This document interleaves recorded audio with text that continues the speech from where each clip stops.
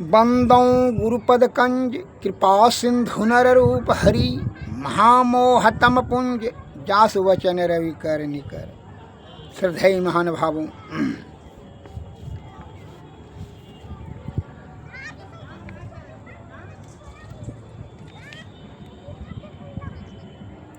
नाद बिंदु उपनिषद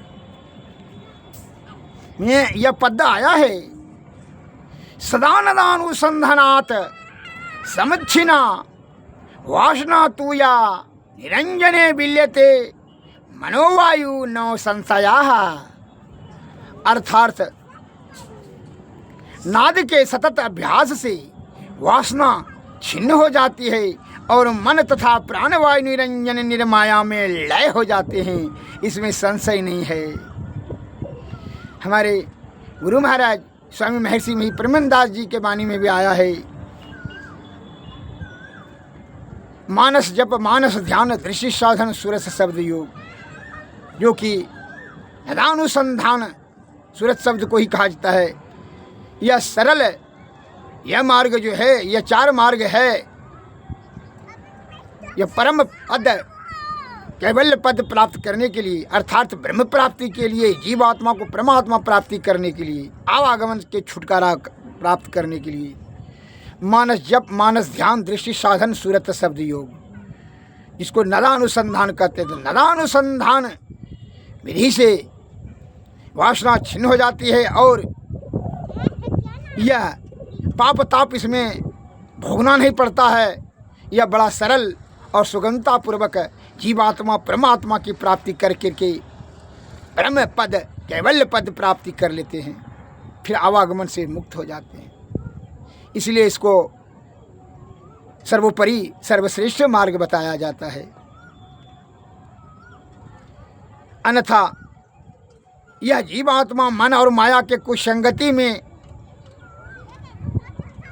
विषय से आसक्त हो गया है, जिसके कारण से आवागमन के चक्कर में फंस करके अनेक प्रकार के दुखों को जन्म मरण के चक्कर में फंस कर करके भोगना पड़ता है। रोग शोक संताप पाप ताप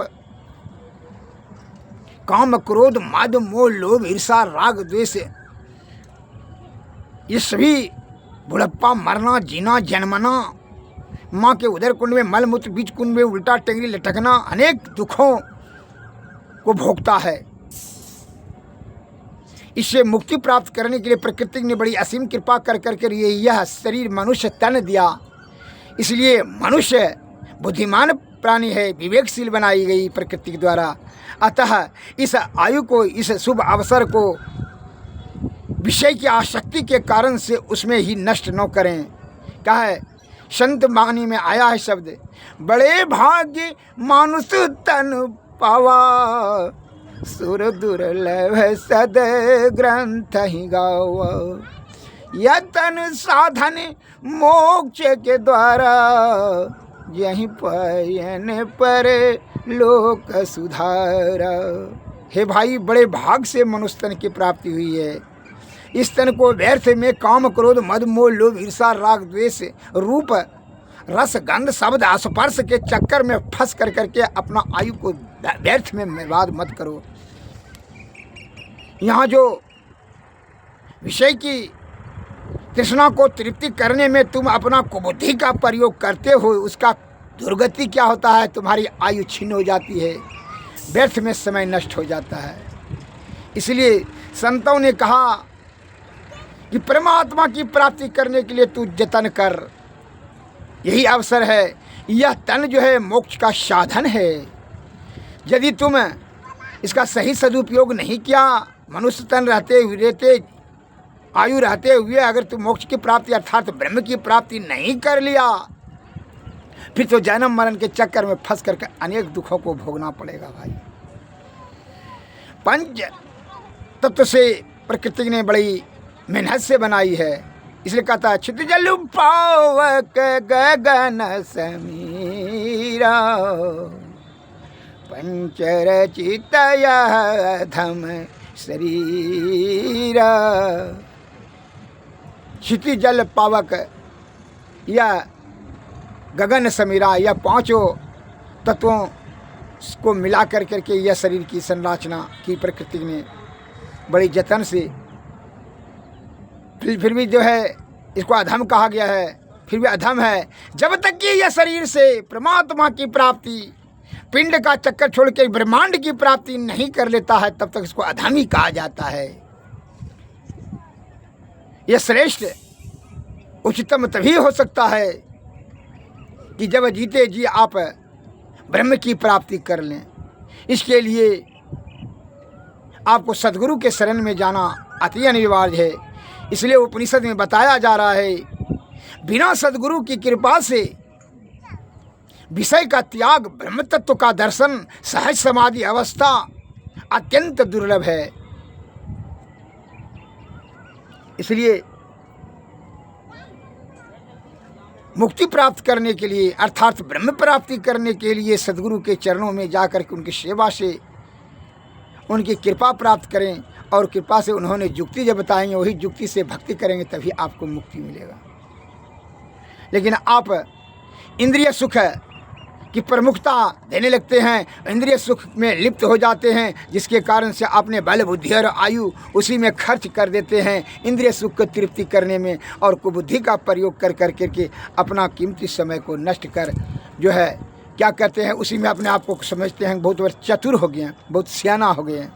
लेकिन भूल जाते हैं कि मौत तो निश्चित है, जब जन्मे हैं तो मरेंगे। इसलिए मरने से पहले ही तू ब्रह्म की प्राप्ति कर ले। इसके लिए क्या करना चाहिए, संत महात्मा बता रहे हैं, विषय का त्याग करके अंतर्मुखी होकर के अंतर साधना से ही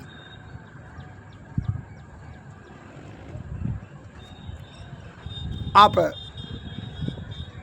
अंतर्मुखी होकर के अंतर साधना से ही ब्रह्म की ओर बढ़ें। इसके लिए आपको सद्गुरु के कृपा की आवश्यकता होगी, तभी विषय का त्याग, समय का विषय बड़ा बलवती होता है। कैसे, एक उदाहरण देते हैं। एक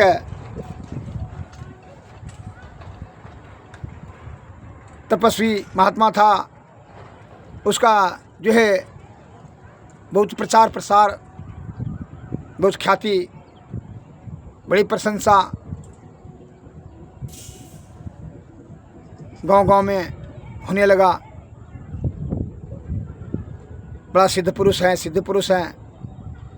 वह साधु का बहुत से सारे शिष्य बन गए थे। वो उस राज्य का राजा भी शिष्य बन गए थे। एक दिन वह साधु जो है राजा के यहाँ अपना शिष्य समझ करके जो है गए घूरने के लिए।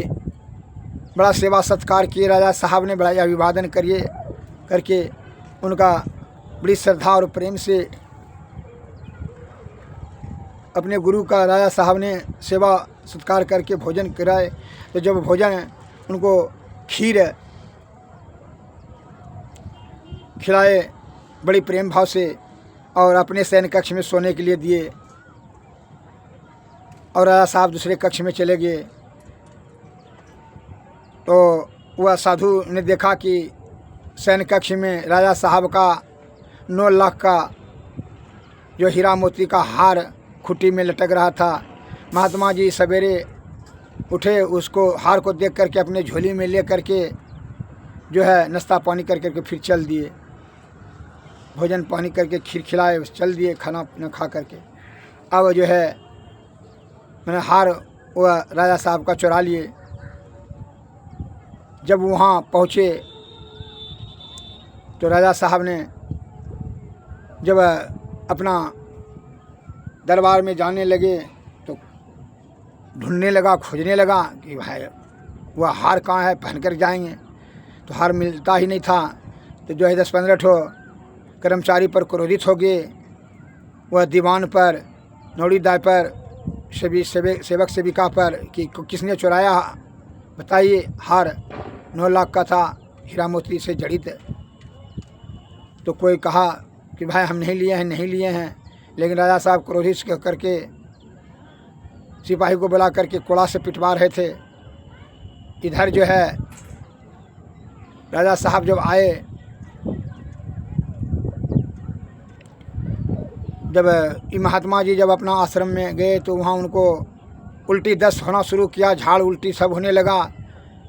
जब वह सब खीर जो है निकल गया राजा साहब ने जो खिलाए थे, तब इनको सद्बुद्धि हुआ कि भाई यह कौन काम हम किए हैं। इतना बड़ा संत महात्मा साधु होने के बाद भी, जो कि राजा भी हमारा शिष्य है, और हम यह नीच काम कर लिए, चोरी, ये नीच बुद्धि हमको हुआ कैसे, जबकि हम इतना 30-40 वर्षों से साधु बने बैठे हैं, सब चीज़ का त्याग करके। लेकिन जो है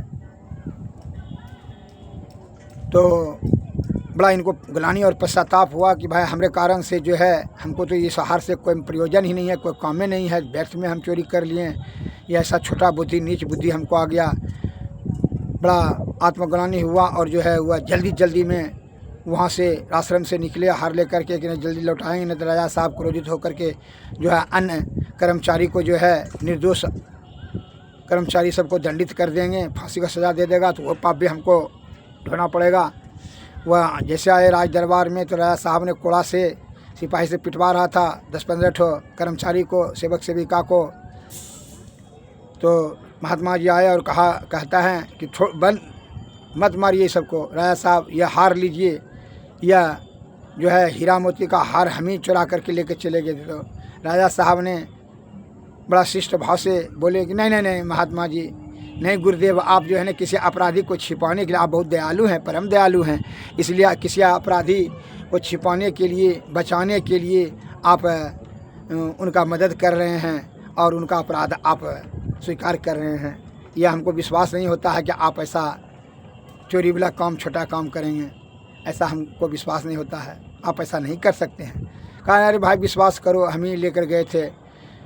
तो राजा साहब ने वो सिपाही से वो कर्मचारी सबको जो दंड देना बंद करवा दिया और कहा गुरुदेव आप बताइए ना, हम किस कर्मचारी का जो है आप अपराध छिपाने का जो है चेष्टा कर रहे हैं। क्योंकि नहीं भाई, हम ही अपराध किए थे, ये नीच बुद्धि हमको आ गया। राजा साहब ने कतनों का विश्वास ने कहा। अच्छा राजा साहब, महात्मा जी ने कहा यह पता लगाइए कि रात में जो खीर बनाकर खिलाए थे वह कैसा अन्न का था। तो पता लगवाया तो गुप्तचर ने कहा महाराज वह जो चावल लाया गया था वह 300 बोरा चावल पकड़ा था, चोर के से जपत वही किया था थाना में, जो कि वही राज खजाना में धरवा दिया था, वही कतरनी चावल था। और गाय का दूध जो था वो गाय चोरी का था, चोर ने दूध पहुंचाया था मुफ्त में, तो ही दूध और चावल का खीर बनाया गया था। इस प्रकार से जब शब्द रखा तो महात्मा जी ने कहा समझ गए राजन कि चोरी का जो है हम अन्न खाएं, इसीलिए चोर बुद्धि हमको आ गया है। इसलिए संत महात्मा कहते हैं जैसा खाओगे अन्न वैसा होगा मन। इसलिए कड़ी परिश्रम का भोजन, सत्य के मार्ग पर चलते हुए सद्बुद्धि से जो कार्य करे वही परिश्रम का जो अन्न है वही खाना चाहिए। आप पाप कार्य से धन संचय कर लेंगे तो सद्बुद्धि नहीं हो सकता है। जैसा अन्न दूषित अन्न खाएंगे, पापी का अन्न खाएंगे या पाप का अन्न खाएंगे तो आपका पाप बुद्धि उत्पन्न होना स्वाभाविक क्रिया है, अतः इससे बचें। इसलिए संत महात्मा कहते हैं ये सभी काम, क्रोध, मद, मोह, लोभ, ईर्षा, राग, द्वेष, इस सब का चक्कर को छोड़ करके सद्बुद्धि के मार्ग से सद्गुरु के शरण में जाएं।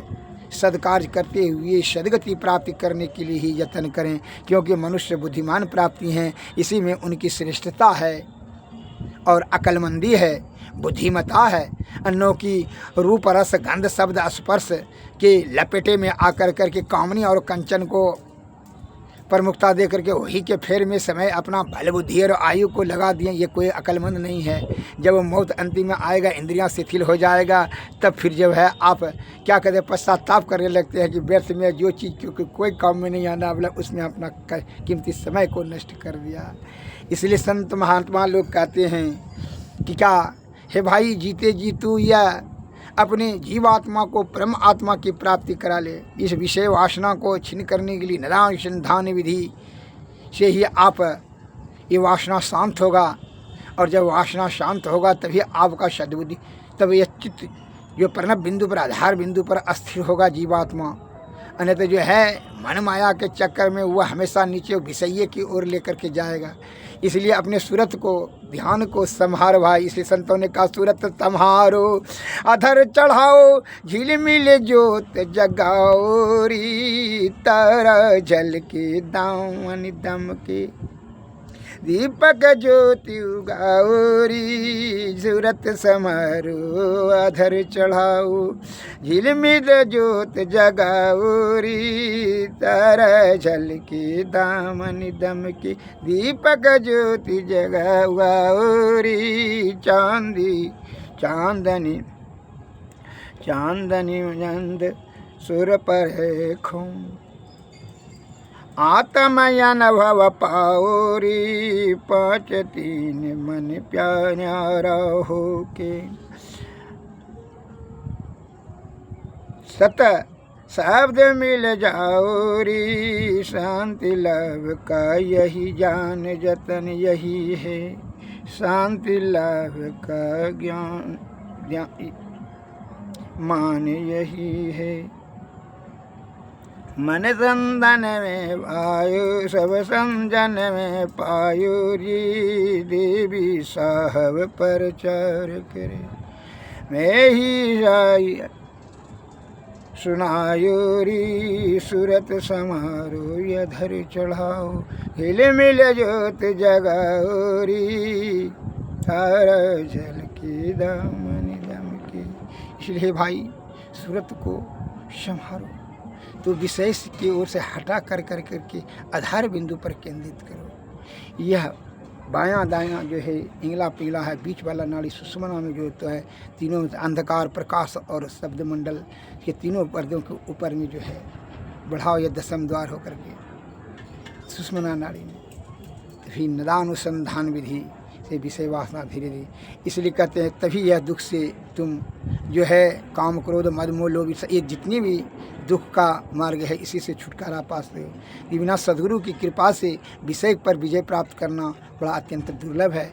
इसलिए संतों ने कहा अगर जीवात्मा का कल्याण चाहते हो तो क्या सतगुरु सेवते, गुरु को सेवते, मिटत सकल दुख झेला रे, यह दुनिया दिन चारि बसेर, यहाँ न मेरा तेरा रे, मेरा तेरा दऊ यम के हाथे, पकड़ी पकड़ी जिन घेरा रे, गुरु सेवत, गुरु को सेवत, मिटत सकल दुख झेला रे, यह दुनिया बंदी गृह यम के, जीव बंदी रहे घेरा रे, सदगुरु